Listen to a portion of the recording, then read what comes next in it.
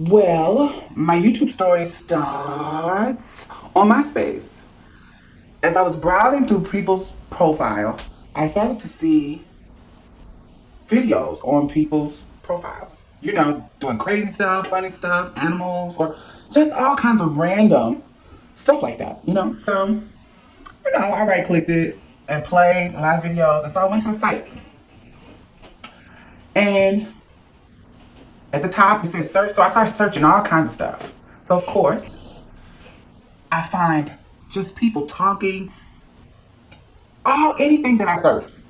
It just opened the door to people's lives in their homes, at work. People were at work recording videos. People were at home where their dogs was running around, and they were talking, sharing their opinion about whatever subject that I typed in.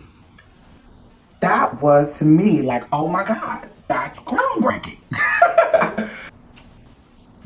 This is perfect. Like, you can talk to people around the world sharing your life experience, and nobody can say, no, you're not really right for this, because I control what's on my channel, nobody else. So, of course, I started to search for things that were dear to me and close to me.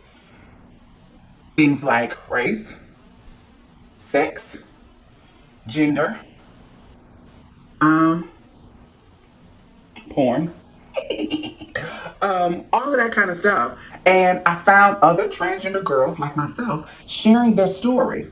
But the problem was, I didn't see any black girls. Only black girl that I saw was Tia Chanel. When you look at like the regular media outside of the internet, I didn't see transgender girls that looked like me. I seen, or that had a story anywhere similar to mine. I seen white guys who were married with kids and careers who decided to jump up and be women. I didn't see someone like myself who I started living my life at 13. I started to transition early. So I have a different story than them. And most of the people that I know in my life started early. They didn't wait till they were 40 or 50 to decide to do that. So I wanted my story to be told, my perspective. And YouTube was the medium that allowed me to do that without any censorship. Now, there was some censorship. I said, I thought about it when I began my channel. I thought about how can I reach more people but tell a story. Now, of course, I am proud of my sexuality. I love being what I am. I love being a sex kitten and being sexy, having my boobs out, stuff like that. But I am an intelligent being.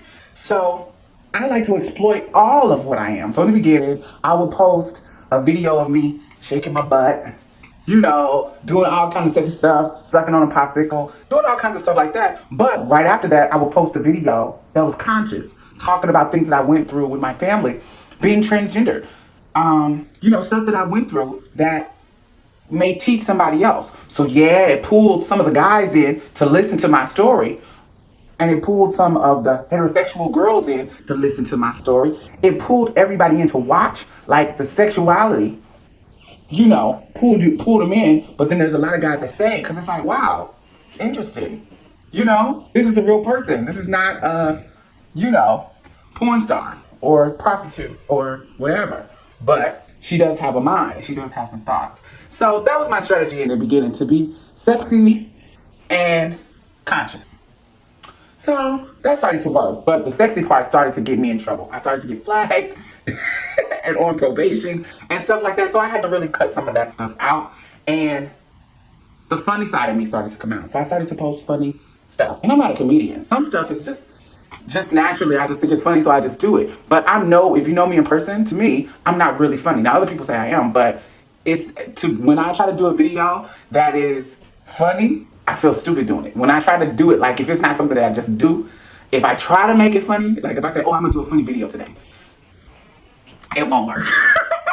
Because, that's just not me. Now I can talk about serious stuff all day because it's me. I can talk about, the stuff that goes on in the porn industry, the stuff that goes on with men in relationships in regards to trans surgeries and, discrimination. I can talk about this stuff all day. But, you know, funny is not me, but but it seems like on YouTube, the more popular stuff is the sexual, the funny, the bitchy, the going off, the reading, you know, all of that stuff is more popular. The serious stuff, not so much.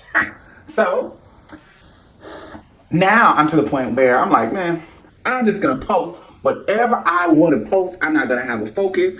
I know that my focus is transgender issues in this world. You know? That's what I want. That's my focus, whether it be funny, whether it be hilarious. As long as it's diamond, that's what I want to tell. That's the story I want to tell. So, I never thought that I would be the most popular YouTuber just based on what I am. I knew that I wasn't going to be the most popular, but I would love to be popular in my own community. I would love to, when a new girl comes into the scene, she goes to YouTube and search transgender and she finds me, and maybe I will say something that inspires her and helps her in her transition. And that's good enough for me. I don't have to have 20,000 subscribers, you know, or, you know, all of that. I can have, you know, what I have, whatever I get, because, you know, I expect not to have all that because of just what I am in the subject matter that I cover. But the people who are searching for my subject matter, I want them to hear my story. I don't want to hear the mainstream side. I don't want you to hear the white side. I don't want you to hear any side but mine on this channel. I want to show you what I have been through, what girls I know have been through, not anybody else. Not undermining their stories, because their stories is important too. But on this channel, it's all about me, me, me, me, me. It's not about me. Yeah. So that is my YouTube story. Thank you.